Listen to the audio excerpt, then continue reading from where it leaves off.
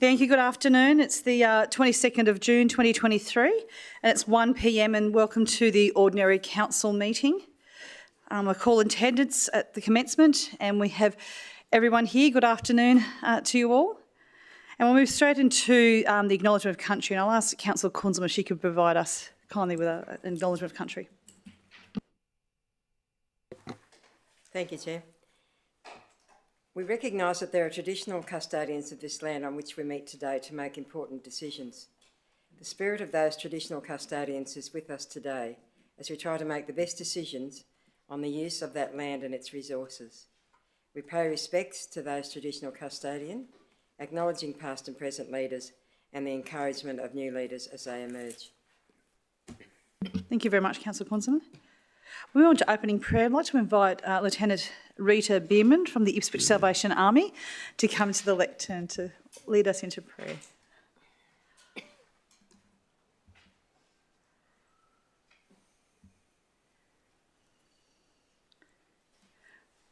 Rita, might I just get you to say your name and where you're from before you do the prayer? Is that okay?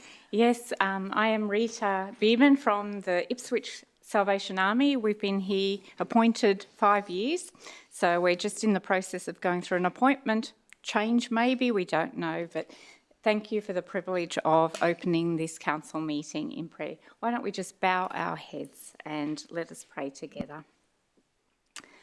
God Almighty, Creator God, as we come together this afternoon within Ipswich City Council chambers, Mayor Teresa Harding, councillors and invested persons in today's proceedings and others, we firstly want to say thank you for today, for the warmth of the sun, the health we enjoy, and for the privilege that we live in such a beautiful city in freedom, away from the devastation that is present for so many people in various parts of our world. We thank you for the open doors of possibility before us, for the hope of new beginnings, and may we avail ourselves in the opportunities for justice and good before us. Where we can make a difference, help us to do so. We take this time to pause and say thank you for the many in our city that endeavour in work, paid or unpaid, towards enabling and supporting our community and its people to grow and flourish.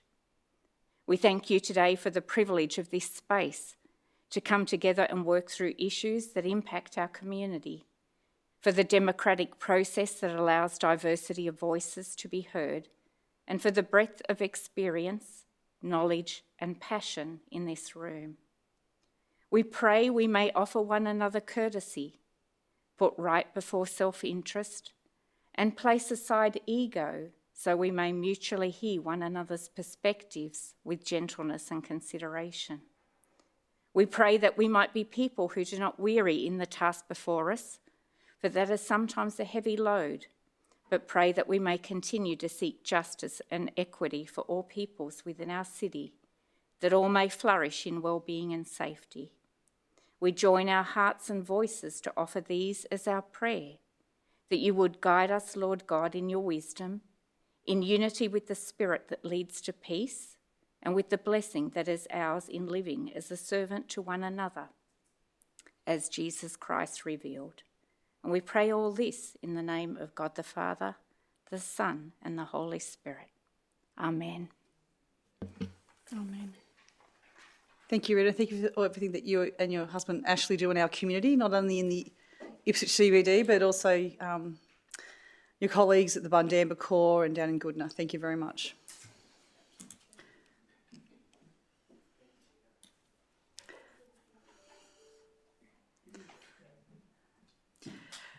I have no apologies or leave of absences.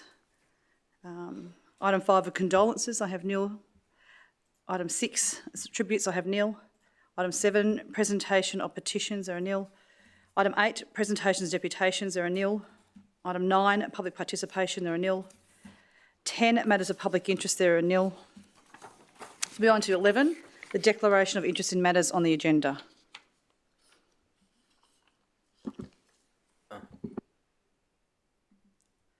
Do we have any declarations of interest in matters on the agenda today? Thank you, Councillor Fickner. Thanks, Matt. In accordance with Section 150 EQ of the Local Government Act, I, Councillor Andrew Fechner, inform the meeting that I have a declarable conflict of interest in items, that's plural items, 15.6 and 17.1. 15.6 entitled Report of Ipswich Central Redevelopment Committee number 5. And 17.1 is the Notice of Motion Amendment to Recommendation from Special Council Meeting of 11 May 2023. The nature of my declarable in both of these instances are my business interests in both A1A Proprietary Limited and Bar Heisenberg Proprietary Limited, both located in the top of town on Brisbane Street there. Just some further colouring on 17.1. It's not that clear in the agenda why I might be choosing to declare a conflict here, and it's for consistency. It materially relates to matters within the Ipswich Central Redevelopment Committee. So I plan on dealing with this conflict by leaving the room while the matters are discussed and voted on. Thank you. Thank you very much, Councillor Fechner. Do we have any other declarations of interest? Yes, Councillor Tully? Thank you, Mayor. It's in relation to item 4 on the Governance and Transparency Committee, and that refers to a concession for general rates on some Salvation Army property at 12 Cull Street at Bundamba. I'll declare that my spouse is employed by an associated entity of the organisation that is not related to the commercial or other activities of the trust. I'm not involved or any committee operating that. I'm not on, and I don't receive any financial or other benefit from that particular matter. This follows a similar declaration I made at the special meeting this morning. Thank you, Councillor. May I ask which item was that for? Item 4, which is a concession for general rates on the Governance and Transparency Committee. Yes, okay, thank you. I note there's others from concessions for similar Cull groups. Street, yes, okay, thank you. Noted. Thank you very much. Any other declarations of interest? I think we need a vote. Oh, sorry, on my Paul's. apologies, yes. Apologies. I know Sorry, Councillor Tully's. I used his first name, Chair. Yes, that's okay. I know I asked this morning, but I do need to ask again, Councillor Tully, just confirming that you do you receive a personal financial benefit in the decision making here on this on item 4 in the Governance and Transparency Committee? You don't. Thank you. No, I'll repeat that. No, I don't. Thank you, Councillor. So I move that Councillor Paul Tully participates and votes on item. I'll just double check here. Item 15.2, item 4, which is the concession for general rates for 12 Cole Street, Bundamba, because there is no personal financial benefit to him, and therefore a reasonable person would trust that the final decision is made in the public interest. Do I have a seconder? Thank you, Councillor Kunzelman. Any discussion on the matter? No, I'll put the matter to the vote. Those in favour, please raise your hand. It's unanimous. Oh, sorry, I just checked. Councillor Ireland, were you? It's unanimous in the room, noting that Councillor Tully did not vote. Thank you very much. Are there any other declarations? Thank you, Councillor Madsen.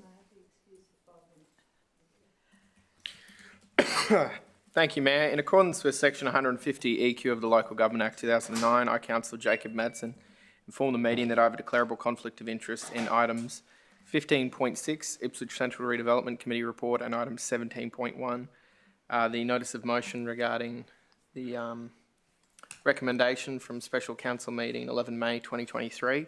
The nature of the declarable conflict of interest is I'm on the executive of the Ipswich Trades Hall and Labor Day Committee, now building the Ipswich Trades Hall is adjacent to those CBD redevelopment works. And similarly to Councillor Fechner, who put it quite well, it's a matter of consistency that since that notice of motion refers to works of the committee, I will leave the meeting room while the matter is considered and voted on. Thank you very much, Councillor Madsen. Any other declarations of interest? No?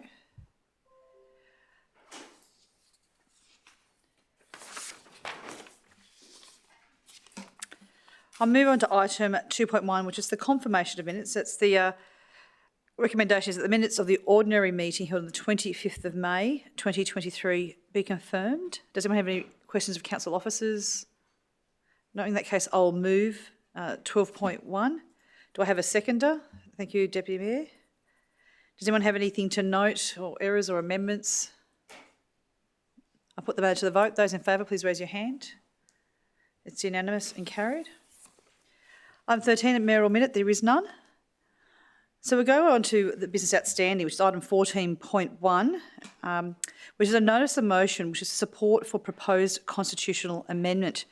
The recommendation as it sits at the moment is that Ipswich City Council formally support the proposed constitutional amendment to recognise the voice of our First Nations peoples following the Uluru Statement from the Heart of 2017, and extensively promote and support the constitutional referendum across the city of Ipswich as determined by in the 2023-24 budget. Now, that was your notice of motion, Councillor Tully. I'm assuming you wish to move that? Yeah, I do. Can I just check? I'm not sure if we got to the point of moving it and having a seconder at the last meeting before the procedural matter was determined. I don't recall. You would think that we would have, because we did do an amendment. Can we clarify that, please? I mean, It was your notice of motion. Your notice of motion, so I think you must have moved it. I moved it. Yeah. Do you remember who seconded? Do you remember who seconded your notice of motion? It was yourself. It should be in the minutes. I'm sorry, I just didn't double check that. 31.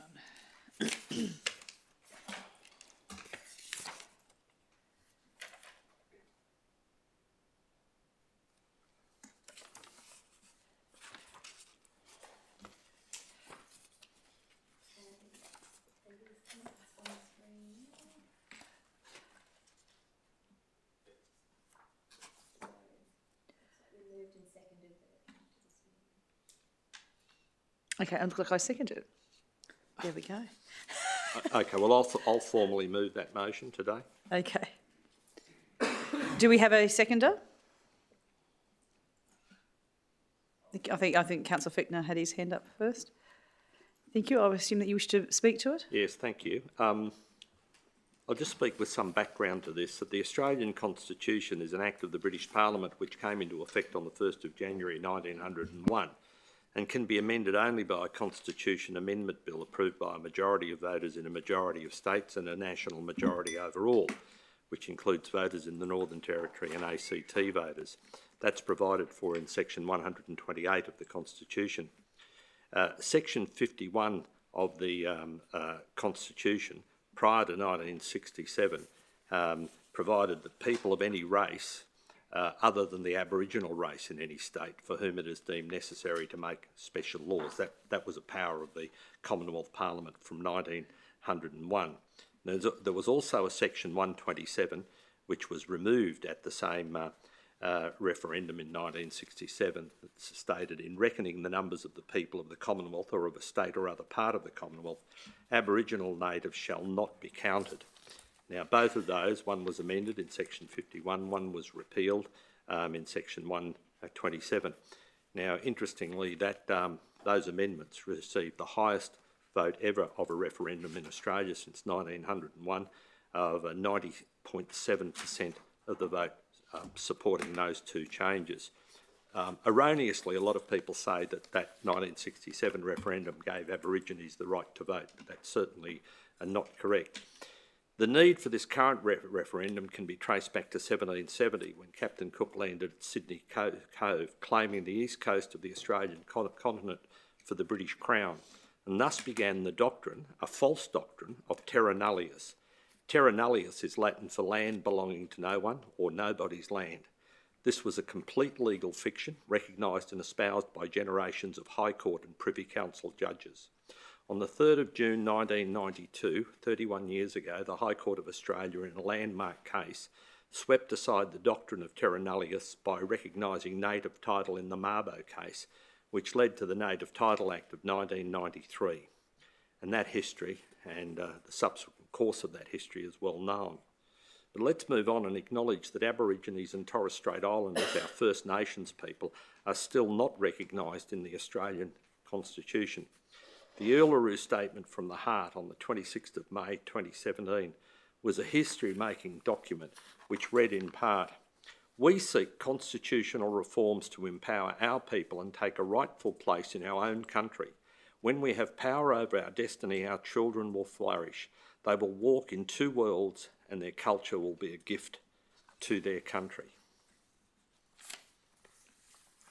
The path to constitutional change following the Uluru Statement has been in the making for the past 6 years.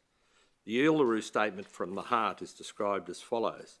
As an invitation to the Australian people, we ask Australians to accept our invitation to walk with us in a movement of the Australian people for a better future. We call for the establishment of a First Nations voice enshrined in the Constitution and a Makarrata Commission to supervise a process of agreement making and truth-telling about our history. The proposed section 129 to change the Constitution reads, "A proposed law to alter the Constitution to recognise the First Peoples of Australia by establishing an Aboriginal and Torres Strait Islander voice. It will be a voice for our First Nations people to make representations to the Commonwealth Parliament and the Commonwealth Government." The Cook Shire Council in North Queensland has already formally voted to support this referendum. It was also overwhelmingly supported at the LGAQ annual conference in Cairns in October 2022. To support this proposed constitutional amendment is the least we can do since the Australian Constitution came into effect 120 years ago in 1901. I urge councillors to support this motion.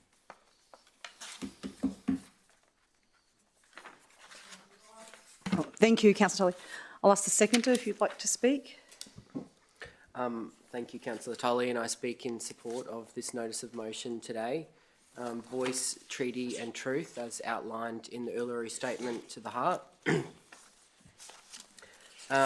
Treaty presses on in many state jurisdictions, but I think that having the voice enshrined in the Constitution is absolutely important. So thank you, Councillor Tully, for your history as you guided us through the Constitution here.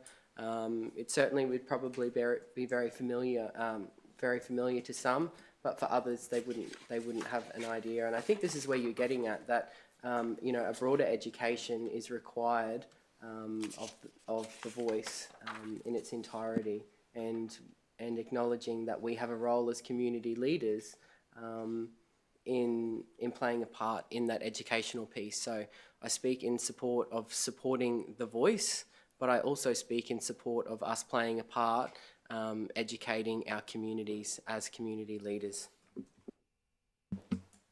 Thank you, Councillor Fechner.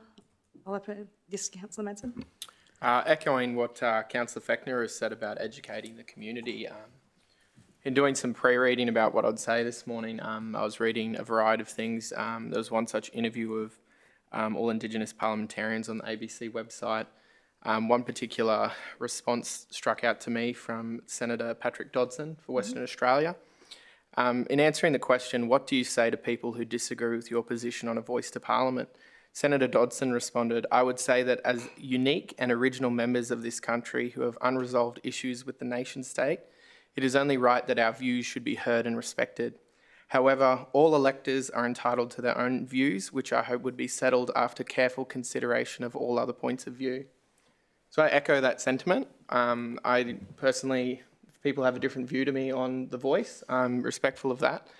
But I firmly believe that First Nations people do have a status in Australia that affords some acknowledgement in the Constitution. And I also think due to what's happened since colonialisation to First Nations people, there needs to be mechanisms for them to represent their views to the Parliament and be empowered to take charge of their destiny. Because for the last 250 years, they haven't been in control of much. And they had a Western legal system imposed on them. We all know that terra nullius wouldn't stand up today if someone were to claim that after walking onto somebody else's land. I really wanted to touch on why it's important for the voice component to be constitutionally enshrined. And there's a variety of views, but one of the basic ones is that we've had Indigenous representative bodies in the past, and the Parliament has abolished them. So we've had previously, for example, the National Aboriginal Consultative Committee. It was abolished and replaced with the election of the Fraser government. We then had the National Aboriginal Commission that the Fraser government brought in, which was, of course, abolished and replaced under the Hawke-Keating governments by the Aboriginal and Torres Strait Island Commission. That was abolished under the Howard government, and there hasn't been a representative body since. So the whole principle is, if it's constitutionally enshrined, there has to be one. And furthermore, people talk about a lack of detail or comments about that. It would remain a matter for the Parliament to determine the functioning, the funding, the focus and the scope of the voice. But the Parliament would not be able to abolish without direct replacement of that function. So there is a consistent mechanism for Indigenous peoples to make representations to the Parliament.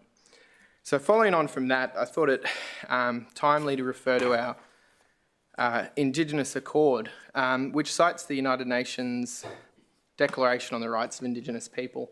And I read from that Articles 18 and 19. Article 18 says, Indigenous peoples have the right to participate in decision-making in matters which would affect their rights through representatives chosen by themselves in accordance with their own procedures, as well as to maintain and develop their own Indigenous decision-making institutions. Article 19 then states, states shall consult and cooperate in good faith with the Indigenous peoples concerned through their own representative institutions in order to obtain their free, prior and informed consent before adopting and implementing legislative or administrative measures that may affect them. I agree with that. I think the UN's hit the nail on the head for something good to do. I think we can certainly refer to them for these sorts of things. And lastly, I'd like to refer to a voice structure that was actually proposed by Professors Tom Calmer and Marshall Langton, which again I've read about on the RTABC website. There would be a national voice, potentially with 24 members coming from states, territories, the Torres Strait, and then there would be local and regional voices. So there would be 35 local voices potentially representing districts around the country, and the point of those local voices is to engage with all levels of government, local, state and federal. Certainly my experience of the last 3 years is that with council fundamentally being an instrument of the state and not having the same legislative ability to change things, in many ways the state says jump, and at some point in time we jump, we can protest for a little bit, but eventually they have the legal drivers that we do not.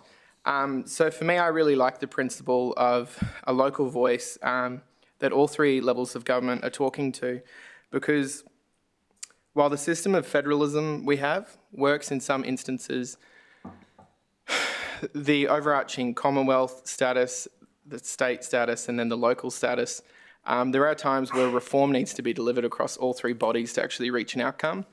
And I haven't seen an effective coordination of that for First Nations peoples in my life.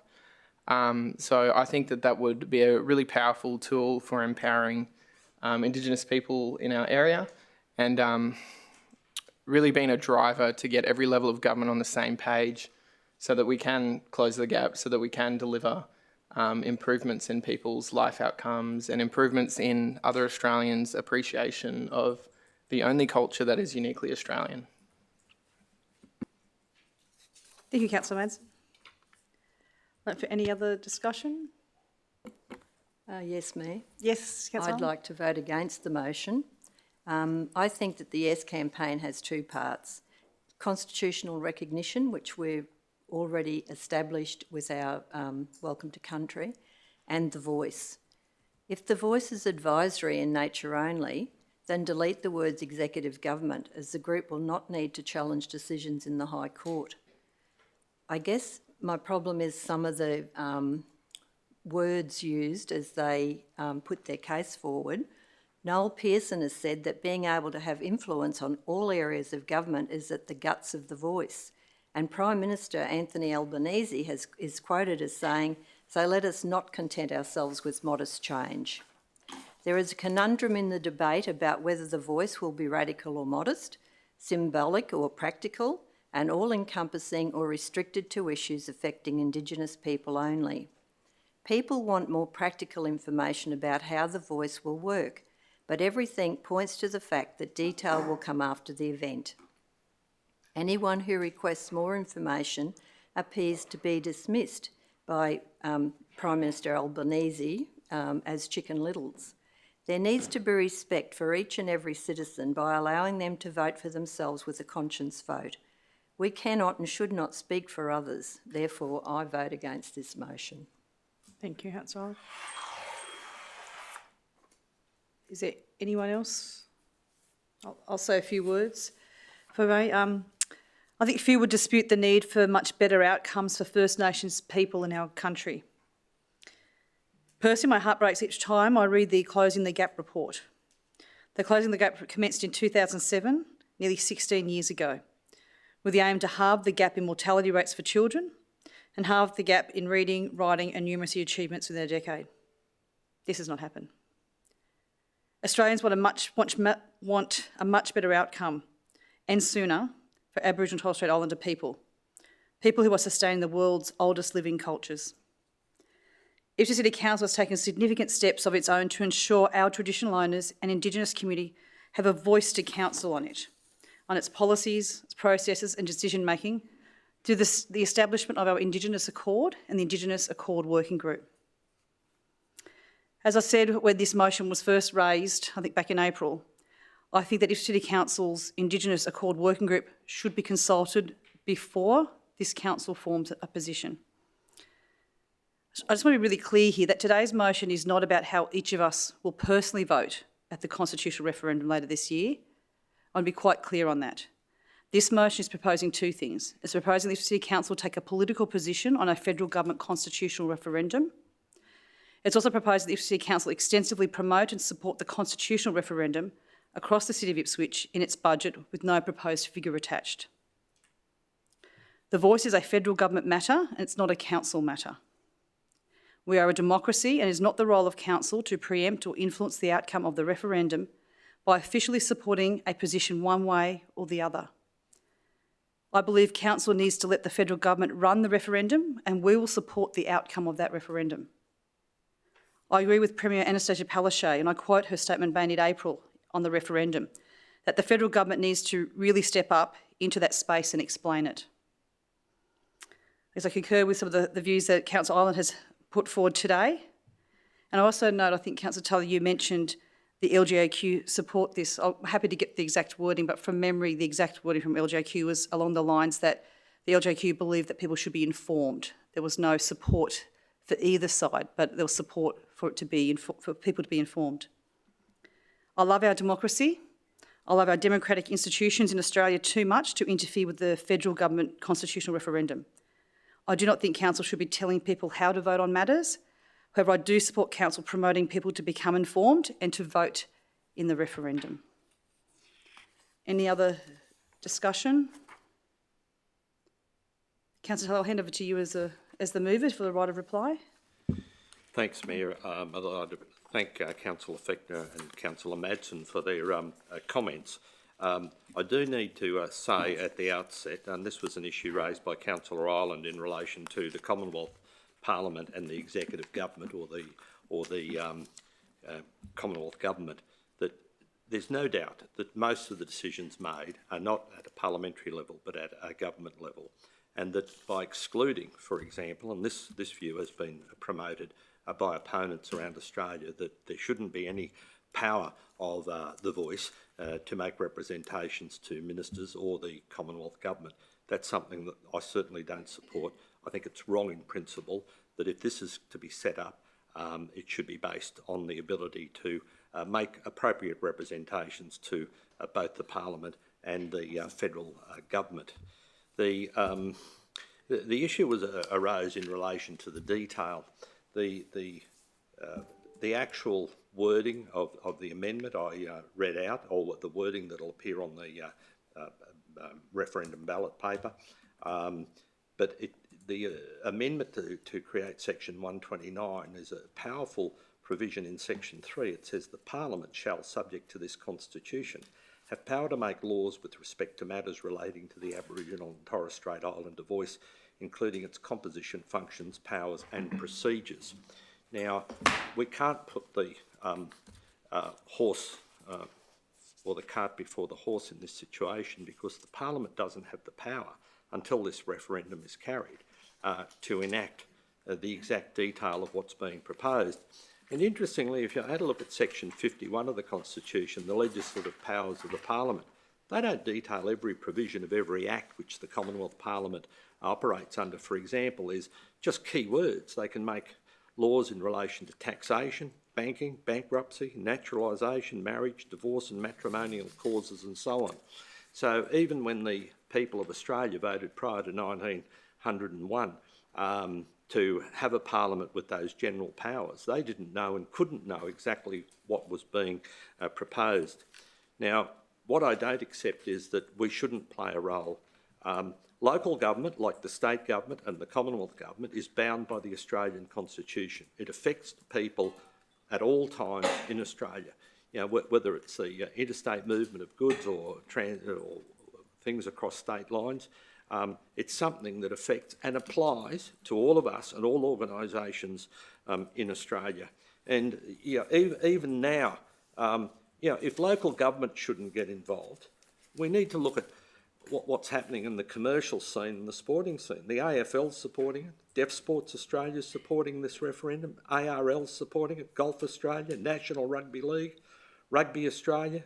That's just to name a few of the sporting organisations. The big four banks, ANZ, CBA, NAB, Westpac, Qantas, CSL, Transurban, BHP, Rio Tinto, Coles and Woolworths, Telstra, Wesfarmers, they're all supporting it because they see that this is important to every Australian, that we should stand up and allow our First Nations people to be recognised in the Constitution and give them a genuine voice since they weren't recognised, or they were negatively recognised, firstly in 1901. This is now the opportunity for the people of Australia to give the due recognition which has never really been given to them in our Australian Constitution. Thank you very much. I'll put the matter to the vote. Those in favour of the motion, please raise your hand. I see Councillor Madsen, Councillor Johnny, Councillor Tully, Councillor Doyle, Councillor Fickner, Deputy Mayor, sorry, and Councillor Kunzelman. Those against, myself and Councillor Ireland. Thank you very much. I'd also like to thank Councillor Mads for organising the Engaging Uluru Dialogue and for us to have that briefing. I just want to thank everyone for having a very respectful debate here this afternoon as well. We'll now move on to item 15.1, which is we're going to committee reports now. 15.1 is the report of the Growth Infrastructure Waste Committee. And I move that Council adopt the report of the Growth Infrastructure Waste Committee of the 8th of June 2023. Do I have a seconder for that? Thank you, Councillor Fickner. Any discussion? Just in relation to that item, is that coming up here in relation to the Public Works policy? There's been some... I think that comes up later. Pardon me, it's a separate matter, I believe. Is that 16.4? Let me just... Okay, so we're not voting on that item now. Thank you. It's 16.4. Yeah, okay, thank you. So thank you for that clarification, Deputy Chair of GIW. Any other discussion on 15.1? No, I'll put the matter to the vote. Those in favour, please raise your hand. It's unanimous and carried. And now go to item 15.2, the report of the Governance and Transparency Committee. And I'll hand over to the chair of that committee to see how we'd like this report dealt with. Thank you, Mayor. I refer to the standing recommendation as per the agenda. Thank you very much. Do I have a seconder for that? Thank you, Deputy Mayor. Any discussion? No, I'll put the matter to the vote. Those in favour, please raise your hand. It's unanimous and carried. Thank you.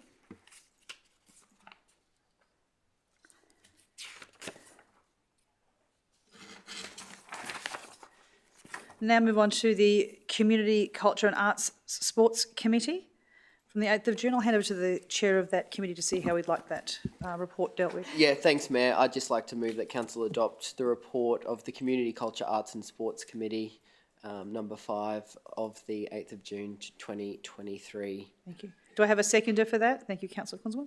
I'll open up for discussion. Similarly, with the Public Works policy, which will be heard later in the meeting, we have the customer charter and revised customer service policy coming to us separately later. So if you're following along in the agenda of the CCAS, that's what's happening procedurally today.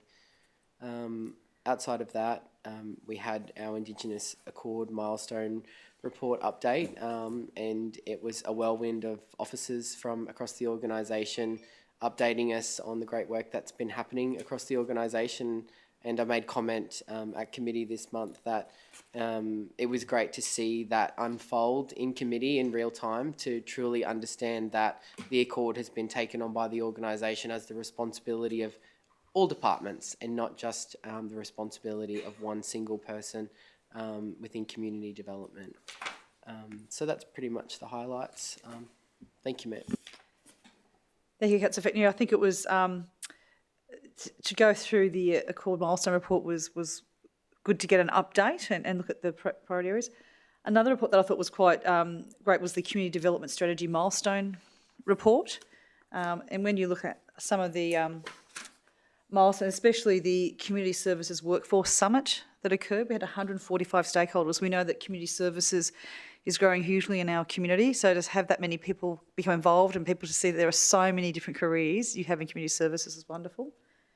And I also see that over 140 community groups have also been awarded to date in that financial year, over $756,000 just to support community groups. So, well done. Well, while you're there, and a special thanks to Councillor Kate Kunzelman and Councillor Marnie Doyle for the work that they've been doing in the domestic and family violence space too. I mean, there was so much going on in that report that came to us. This goes to show that the community development strategy is working. We're believers of the hand up, not a handout, and it's really been working to empower and build the capacity of our community. No, well, thank you. Any other discussion? Thank you, Councillor Kunzelman. Just briefly, I'd like to confirm that this confirms the value of our Community Development Department and the people in it. Thank you. If there's nothing else, I'll put the matter to the vote. Those in favour, please raise your hand. It's unanimous and carried. Thank you.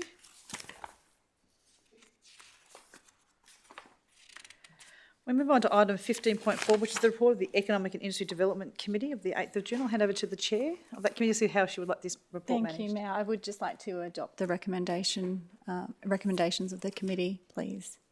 Thank you very much. Councillor Johnick, do I have a seconder for that? Thank you, Councillor Ireland.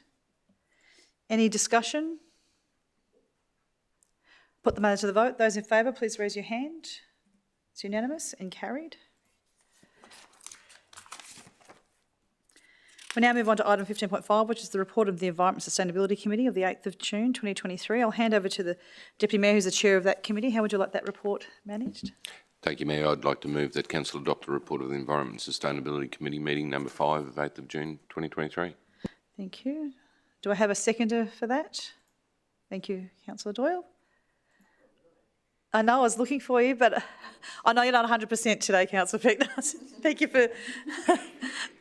And I saw you sniffing your Coke. That's not the Vicks Vapor Rub. The Vicks Vapor Rub.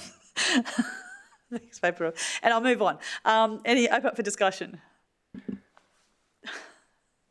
was thinking of the Coca-Cola I was having at lunchtime. So sorry. Yes, sorry, Deputy Mayor. Thank you, Mayor. We will have to do what we have to do when we have to do it. The 2 officers' reports on to that committee meeting, and I'd just like to highlight very importantly the recommendation as it is listed for Ipswich City Council's participation in the South East Queensland Climate Resilience Alliance. This is a very important step forward regionally. We can all live in our own little bubble, but the world doesn't actually function like that. So to broaden and collectively work in that way, I think is very important. Okay. Thank you. Deputy Mayor? Councillor Fechner? Anything to say? Thank you. No, I support what Councillor Milligan was saying, and I guess I just wanted to make a remark that, you know, there's more buy-in, not just within the organisation, but within our community to actually participate in programs like this. You know, so, you know, although this is an organisational move, I've been sharing it, you know, with members of the community, and there is an absolute groundswell of people who are looking for us, you know, to make moves in this direction, to understand what our carbon footprint looks like, to understand how we can continue to unpack what sustainability looks like for, you know, Ipswich City Council, but also the entire local government area, businesses and residents alike. So, yeah, we'll continue to do that work, and I look forward to doing that work for over the next financial year as well. Thank you, Councillor Fechner. I'd also like to point out that obviously with the Darling Downs Moreton Rabbit Board, that obviously Councillor Kunzema is one of the representatives on that, is our council's representative on that. So thank you very much. I know you drove out to Warwick and inspect fences and and other such, but thank you very much for your diligence on that board. Any other comments? I'll put the matter to the vote. Those in favour, please raise your hand. It's unanimous and carried. I'll move on to item 15.6, which is the report of Ipswich Central Redevelopment Committee of the 8th of June 2023. I'll hand over to the chair of that. Oh, sorry.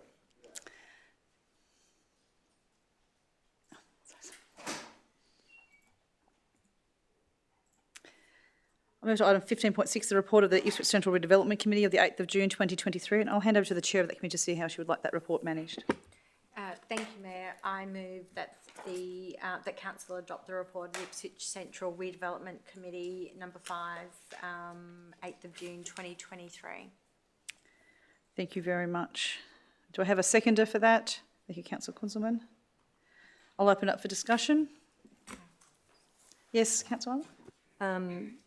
Mayor, I may not have my information correct, but going backwards, I don't believe that we saw any reports from the Audit Committee until April of this year of the CBD finances. So can I ask you, which item are you referring to, which council paper? The Ipswich Central Redevelopment. I'm just asking a question on the finances. I need to know which item. Is it 1, 2, 3 or 4? Well, let's pick anyone. All right, I'll wait until the end. I'll ask a question on notice. Okay, that's fine. You don't know what's... Okay, no worries. Any other discussion?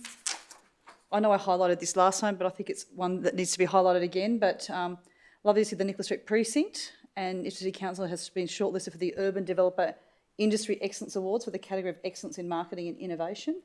It's great to see. I think the winners will be announced in August, but it's great to see. We know how popular the Nicholas Street Precinct is. We know that we've had, I think, over 1 million people visit in the last financial year. But to receive that external validation and that recognition is quite fantastic. Any other discussion? Yes, Deputy Mayor. Mayor, I don't know if, with regards to Nicholas Street Precinct, if anyone's looked outside today, but there's dinosaurs out there.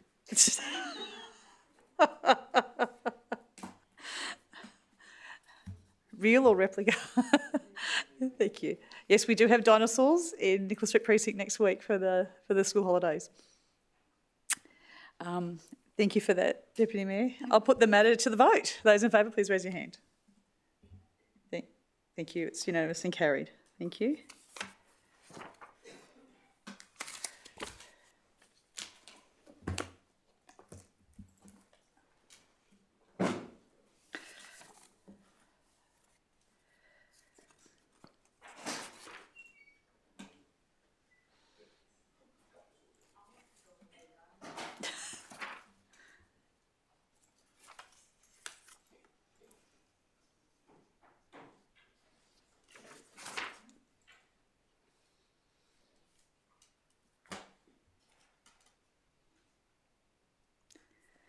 Thank you very much. We'll move on to item now, the officers' reports. So 16.1 is the CEO organisational performance report. Does anyone have any questions of the CEO on that report? No, in that case, I will move. Oh, thank you, Councillor Councilman. I just have a comment about the planning scheme, just that I've been to a couple of the... So have you, sorry, you want to go into discussion? Have you a question of the CEO? No, it's not a question. Okay, well, I'll let you do it when we go Okay, to... thank you. When we go to discussion. So course, I'll yes. move the report. Do we have a seconder? Thank you, Councillor Doyle. Any comments, discussion, Councillor Councilman? Just that I've been to a couple of the public sessions for the planning scheme, and I know we don't like to waste too much time praising our staff, but seriously, the amount of planning that's gone into that consultation and the attitudes of the people who are presenting has been exemplary. They are kind, they are willing to explain things, and they're very patient, and we should be very happy about them. Sorry. Thank you, Councillor Councilman. Thank you, CEO, for the planning team. Thank you. Any other discussion? I'll put them as a vote. Those in favour, please raise your hand. It's unanimous and carried. Now move on to item 16.2, which is the monthly financial performance report. Does anyone have any questions of the relevant council officer? No? Okay, I'll move that the report on council's financial performance for the period ending the 31st of May 2023, submitted in accordance with section 204 of the local government regulations, be considered and noted by council. Do I have a seconder for that? Thank you, Deputy Mayor. Any questions of the organisation? Nope. In that case, I'll put the matter to the vote. Those in favour, please raise your hand. Thank you. It's unanimous and carried. I now move on to item 16.3, which is the report on the Audit and Risk Management Committee of the 31st of May 2023. Would anyone like to ask the relevant council officer any questions on this matter? No, in that case, I will move this report. Do I have a seconder for that? Thank you, Councillor Doyle and Councillor Councilman. I'll put Councillor Doyle down first, who are both our members on that. I'll open for any discussion. There be no discussion. I'll put the matter to the vote. Those in favour, please raise your hand. It's unanimous and carried. Next item is 16.4, the adoption of the new Public Works policy. And the recommendation is that the newly created policy titled Public Works Policy be adopted. I'll move that. Do I have a seconder for that? I'm assuming. But I do have a couple of questions. Oh, sorry. I'll backtrack then. Does anyone have any questions of the relevant council officer? Is that yourself, Councillor Tully? No, I think we will be able to sort this out ourselves here. Okay, so I'll move it. Do I have a seconder? Thank you. I'll now open up for discussion. And I know that you provided some feedback. Well, there's two things.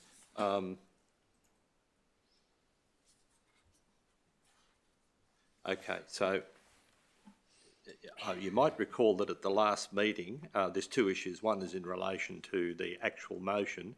I suggested that the words, instead of newly created, be proposed policy. That hasn't been changed, and I think that's important. So if that could be changed, please. And then in the policy itself, I just want, there's been a number of versions. The way I read this, that we're on version 0.2. That's what I've got. Could you please bring up paragraphs 9.1 and 9.2? Yep. I'll just let the Secretariat finish the proposed policy, and as the mover, I'm happy with that, and obviously, Councillor Tully, you're happy with that? Yes.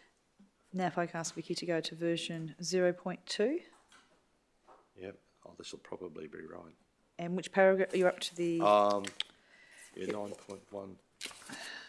I think it was policy details, wasn't it? Yes. Item 9. We had different views. Yes. Your view was that 9.1 covered the requirement in all cases for the property owner to pay.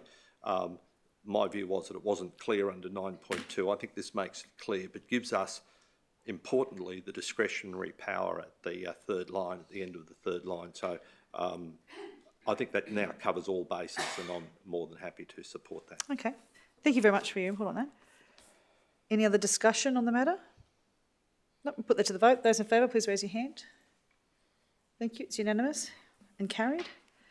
We'll move on to item 16.5, which is the Customer Charter and Revised Customer Service Policy.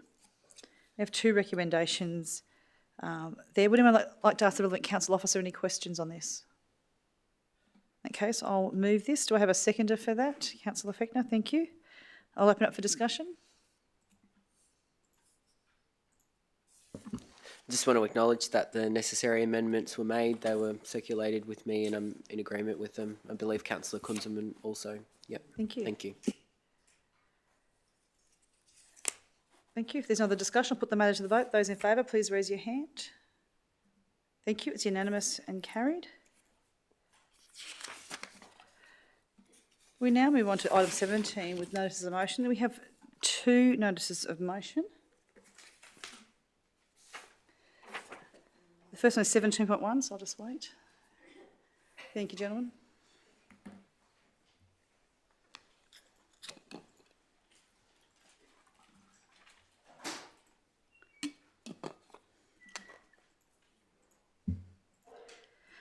So this is a notice of motion, amendment to the recommendation from the special council meeting on the 11th of May from Councillor Johnnick. I'll just hand over to you, Councillor Johnnick, for what would you like to move? Yeah, so I'll move my notice of motion, please. Thank you. And do you have a seconder? Thank you, Councillor Ireland. Would you like to, do you wish to speak to your notice of motion, Councillor Johnnick? Just simply, I guess, my request for this amendment of this particular recommendation that was previously endorsed by council is simply to aid in a robust review and to decrease the resourcing required on the current team, given various and significant tasks in progress.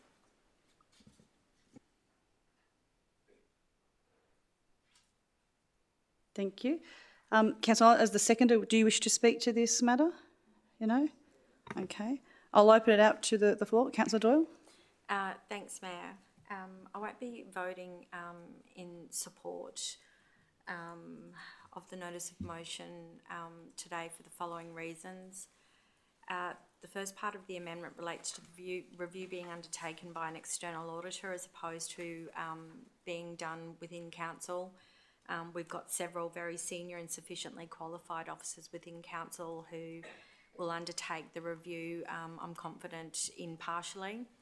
And they include officers who have not been involved in NSP to date, so we'll bring a fresh set of eyes to the contract management process that is in place.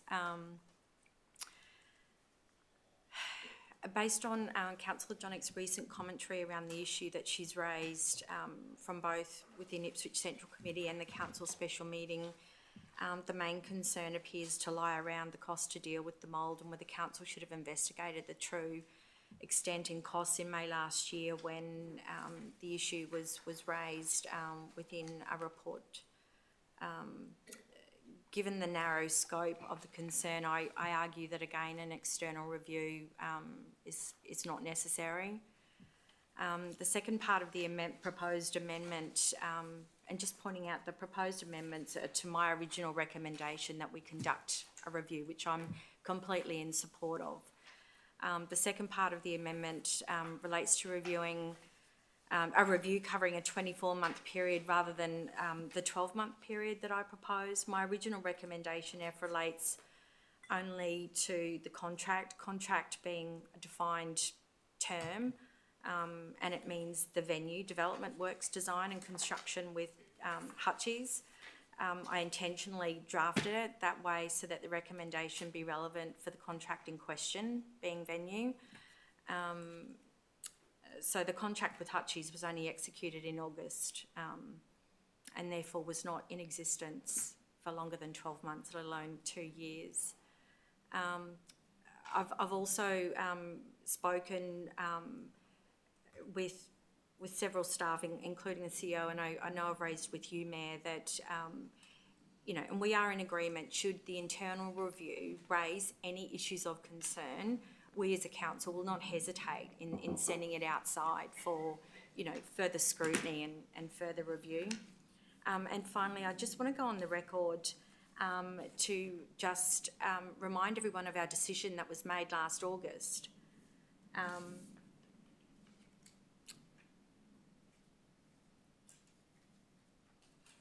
At that time, we had two options. We could go to the open market with an open tender process, seeking invitations from suitably qualified contractors to complete the redevelopment of the venue building and the Commonwealth Hotel, either together or as separate portions.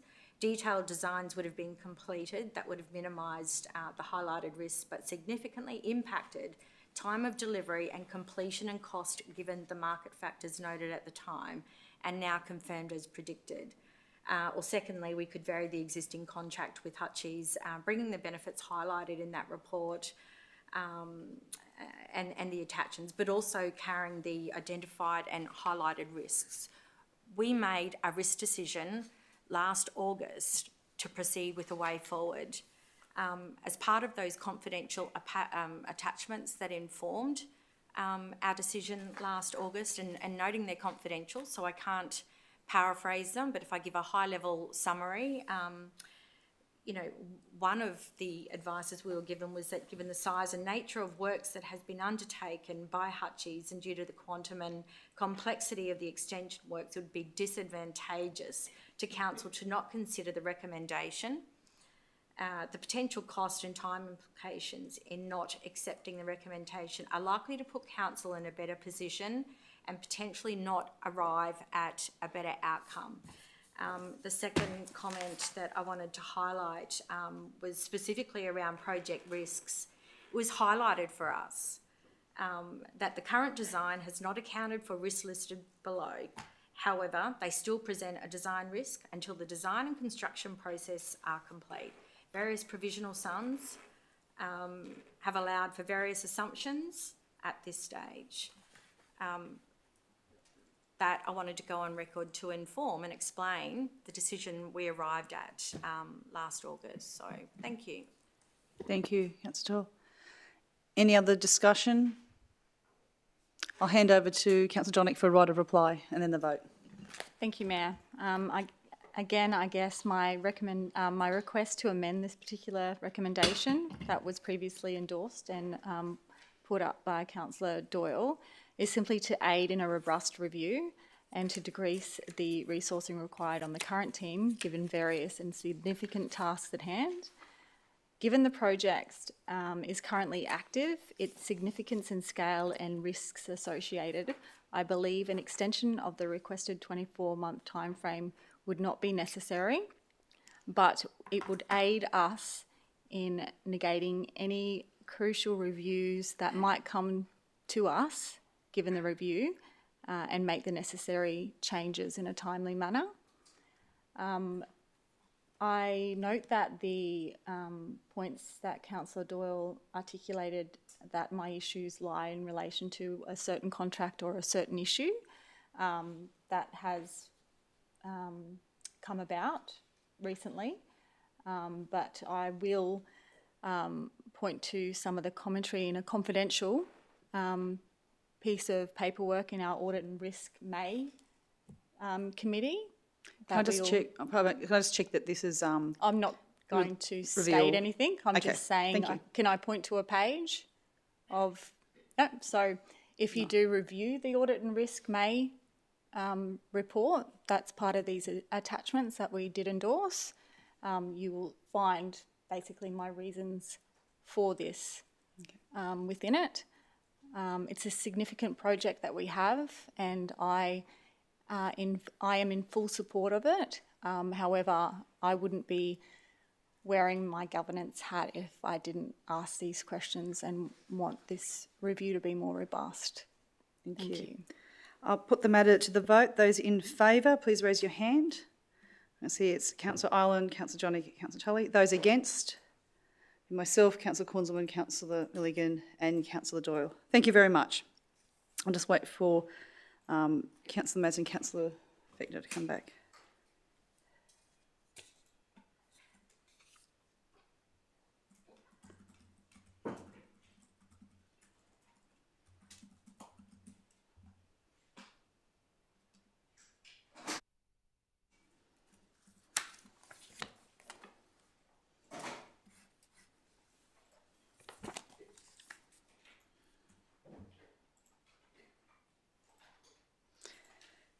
Thank you. On notice of motion at 17.2 was the notice of motion on the naming of land at Goodna, and we have a notice of motion from Councillor Tullier. So I'll hand over to Councillor Tullier if you wish to obviously move this. Yes, I'll move the following. Thank you. And That the following parcels of land at Goodna, 65 Mill Street and 8, 10, 12 and 14 Enid Street, comprising an area of 20,470 square metres, be named the Frank Beaumont Park in honour of Frank Beaumont, who resided at Enid Street, Goodna for 35 years until the flood of 2022, and after also enduring the flood of 2011, and he became a well-known and respected community champion and spokesperson, assisting numerous flood victims for the past 12 years, and robustly speaking for the community regarding the flood class action following the 2011 flood and the Commonwealth State Flood Buyback Scheme following the 2022 flood. Thank you. And I assume as the joint mover, Councillor Johnnick, that you'll be the seconder on this? I will be. Correct? Thank you. Thank you very much. Councillor, do you wish to speak to the motion? Yes, thank you. Councillors would be familiar that there's a small number of blocks involved in this particular proposal, and these are all part of the buyback. They are now in the name of the Ipswich City Council. Interestingly, I've got the information out in respect of the current and proposed zones under the new planning scheme. 65 all of these allotments are below the Q20, that is currently below what is in the current planning scheme, the permitted development zone or line, because of their proximity to Woogaroo Creek. One of the allotments is adjacent to Woogaroo Creek. The proposed zone for 65 Mill Street is environmental management, with a proposed overlay including waterway corridors, wetlands and wildlife attraction, and the flood risk and overland flow overlays, of course.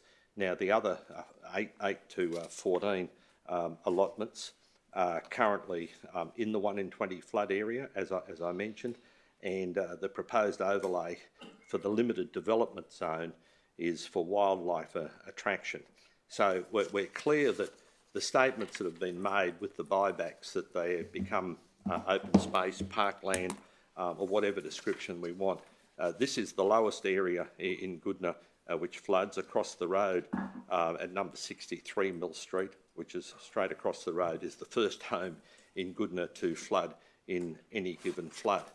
This is an opportunity for us to recognise not someone who's been in politics, not someone who's led the community as a doctor, a lawyer, dentist or anything else, but a true Aussie battler, a very true Aussie battler who spoke forcefully for the community. He was recognised not only in the Ipswich, Brisbane area of Queensland, but around Australia. And it's an opportunity to recognise a person who stood up, spoke out on behalf of the community, and mostly in a intriguing way, but in a very positive way, to ensure that flood victims were properly dealt with as best as he could enunciate after the 2011 flood and the flood class action, and also the 2022 flood buyback. And there were some issues there, but by and large, I've got to say that the flood buyback across the city and in this area in particular has been well received by the community. Now, we are likely to get many requests, I guess, or many opportunities to name these areas that we're acquiring, which have the characteristic of parkland and open space development. As I say, currently below the 1 in 20 flood line and not capable and not appropriate to have any other development there. I can say from personal experience that that's the larger property there, I'm just holding that up, and the smaller properties there. You regularly see kangaroos there. When the creeks doesn't have a lot of water in it because it's not tidal at that point, the kangaroos cross across from Gales and onto that area of parkland. So it's genuinely and correctly proposed to be zoned as an environmental management zone, and of course with limited development for those other 4 allotments. It's certainly an opportunity to recognise a person who did all that he could on behalf of the community to assist people who had gone through 2 floods. I should say too that under the new planning scheme, the overland flood risk is category extreme risk. It's the highest category that can possibly be tagged. I've known this person, Frank Beaumont, at a personal level from around the time of the 2011 flood. I've always found him to be an honest and forthright citizen, and I believe it's a strong opportunity for this 2.047 hectares to be named after a person who well and truly deserves to be recognised for what he's done for the people of that area, but more generally to have his voice heard on many occasions during very difficult periods during the last 12 years, and I strongly support the naming of this after Frank Beaumont. Thank you very much. Councillor Donegan is the seconder. Do you wish to speak to it? I think Councillor Tully has summed it all up nicely. Reserve your right. Thank you. Mayor, I've just got a question in relation to referring to this as Frank Beaumont Park. Park seems to suggest, or invoke an image of embellishment down in one of the worst flood-affected places in the city. So just thinking about the new local government infrastructure plan and park hierarchies, it would probably be more of a reserve, but happy to take advice from a relevant officer as to what, something like this would end up being. I mean, we're still working with the state government to understand what these buyback properties look like, but just kind of some early advice from an officer around which category it would best fall into. Could I just... Actually, can I just jump in with something? I've sent an email to you just before the meeting and to everyone here, whether it's an amendment or a foreshadowed motion, up to the group, but just looking at the fact that that we are, I guess, the organisation has been putting together a body of work to present to the councillors on what the vacant land from the buyback scheme might be used for and how it would be classified. So far, 289 properties, that's a lot, 289 properties have been accepted as eligible properties under the voluntary home buyback. And I've got to say the Resilient Homes Fund's been a tremendous bonus for our residents. I want to thank the state and the federal governments for it. It's been a tremendous program. And while I think former Goodna resident Frank Beaumont, the shirtless crusader, he should be commended on his work for championing for those impacted by the floods. I think it's probably a bit premature to be deciding what to name land on land that we're yet to classify, and I think it goes to what you're saying, Councillor Fittner, is it a park, is it a reserve, and so on. There are many worthy candidates with long histories in Goodna and other flood-affected areas who could have these parcels of land named for them, and when the time comes, I would welcome the opportunity for Council to outline a number of potential options for the use of the land. Once it has been rezoned, to be followed up with community engagement with Goodna residents and other areas that have been flood affected to ask them for their feedback. I think the naming of the land of Frank Beaumont Park or Reserve or whatever should be included as one of those options. I think it would be unfair for the rest of the community for councils to determine what a potential future park might be named, and we might be just jumping ahead ourselves a little bit. I've met with a number of organisations. I know that other councils have met other residents in other areas who have, some innovative uses, whether it's sports, whether it's community gardens and so on. So, and I've also had a number of queries from people in Goodna that they've also put forward different suggestions as well. I guess I'd like to put forward something as that email I sent to you, Councillor, and all the councillors as an amendment. If not, I'll move it as a foreshadowed motion if yours doesn't get up, I guess. I was just, and where I said XX, I've saying come back to GIW. So I'm suggesting that report is prepared for council that includes consultation with the mayor and councillors, has potential options for the use of the land once it has been rezoned, outlines community consultation options, includes the option of naming part of the land in Goodna as Frank Beaumont Park for council's consideration, and the report be brought back to the Growth Infrastructure Waste Committee, but I'll say by December 2023. Would that be an acceptable amendment or not really? If that could be moved as proposed as a foreshadowed motion. A foreshadow, okay. Yeah. Okay, Thank you. So we'll...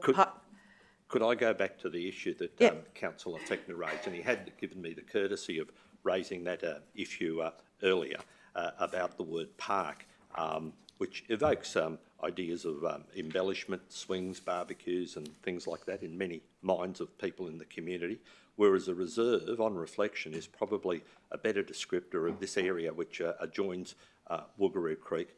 It would be one of the... Well, I think it was called, the federal member and speaker called it ground zero because it was the first place to be flooded. And it's certainly an opportunity to recognise that. And I do recall last year when Frank Beaumont was talking about the floods class action. He turned 80, I think, in April of last year, and he was still working as a security guard at that time. And he said on national television he probably won't live to see the benefit of the flood class action. Well, he did. He got the princely sum of, and he's said this publicly, $797 for the loss of his home in the 2011 flood. He's retired from being a security guard now, but I wouldn't want to delay this, which could possibly fall, and I say this in a very sensitive manner, it might be prophetic, his words, in relation to living to see the payment from the flood class action. So I think it's quite clear in the new planning scheme with the environmental management zone, the limited development zone, the nature of the land, almost the total inability to use this other than open space. And if we're going to have many of these, and I'm not suggesting that every single block on its own should have the name of a park, because that they might only be 400 square metres or so. This is a pretty large element of land. So with the agreement of the seconder, I'd propose an amendment to change that name in the motion to Frank Beaumont Reserve. I'll just check with the seconder. You're okay? Might I also add some commentary just in relation to the options for the land use? I don't think that by putting this name up as an option would be detrimental in the use of the land going forward as well. So I think it's premature for us to decide what the land might be used for. It's obviously a park and it's very low lying, vacant land under reserve. It's very, very low lying. But this in itself doesn't stop any future use of that land. And Goodna being the first, I guess, cab off the rank for the state buyback program as well. So understandably, citywide, it seems, I guess, premature when other houses have not been bought back or demolition works haven't started yet, where in essence there's been a lot of work done in Goodna, especially in this particular zone. Thank you. Thank you. Any other discussion? Yes, Councillor Fechner. Just thinking about the foreshadowed motion and speaking to Councillor Tully's live motion in front of us, I think it is prudent for us to understand what our intentions are there and what the intentions of the QRA are in handing those things over. But I do understand the imperative nature of and the deep desire and want from Councillor Tully and Councillor Johnnick to want to name something down here after Frank. I'm wondering if there might be a compromise in those two, Councillor Tully, in that we say that a parcel of land within the area affected by the floods and included in the buyback be named after Frank Beaumont, and then we will determine what that land is or what that landmark is at a future meeting when we do truly understand what we're going to be doing with all of the buyback land down there in Goodna. Could I just respond to that? This is the largest parcel on its own. Yes. And it's probably the largest in Goodna. There's a number of buybacks in the immediate vicinity, but some of them are just single lots or maybe a couple of lots together, mightn't even rank for parkland. But I think there is no doubt, based on the proposed zonings and the state government requirements already, which we know about, that they can't be used for residential or other inappropriate development. This is very low-lying land, and with the environmental management zone over the largest portion of this particular area, it's probably the first opportunity. I can't think of any other area in Goodna, and Councillor Johnnick could probably confirm this, that there are the odd lots here and there, but not significant enough at this stage, certainly, unless there's more buybacks, to call them a park. I would just hope that councillors would be prepared to move on this, because if we delay, it could be many months. And we'll come back to the only property in Goodna directly across the road from where he lived. Like, he's got a buyback on his property and the one next door behind him, but that wouldn't be big enough for a park, because you're not going to create a park or a reserve, less likely to be a reserve. This has all the hallmarks of the right thing to do for a name on this land for the future, and to recognise his involvement over that time. Unless there's any other comments, Mayor, that probably concludes what I need to say. Yeah, I was going to, I guess we're looking at now going to a vote on the Joseph Frank Beaumont Reserve, I think was what's been put there. Noting that there is a foreshadowed motion there for people to consider. So in that case, I'll put the vote forward as moved by Councillor Tully and Councillor Johnnick. Those in favour, please raise your hand. Thank you. It's Councillor Madsen, Councillor Ireland, Councillor Johnnick, Councillor Tully, Councillor Fechner and the Deputy Mayor. Those against? Myself and Councillor Doyle. And those abstaining? Thank you, Councillor Kunzman. So that has passed. That's the last matter, unless it's questions on notice. I think Councillor, yes, Councillor, you had a question on notice? Yes, please, Mayor. I would like to request that councillors be updated on the figures for the CBD redevelopment, including the forecasted costs and what is yet to be included to be finished off in the CBD, please. What projects are yet to be included? Okay. That's it. You've already got those figures, but sure, we can send them back to you. Thank you. Just before we go, I just want to wish Councillor Paul Tully happy birthday. 21 again. So happy birthday. Hope you have a lovely evening. Thank you very much. And I'll close the meeting at 2:18.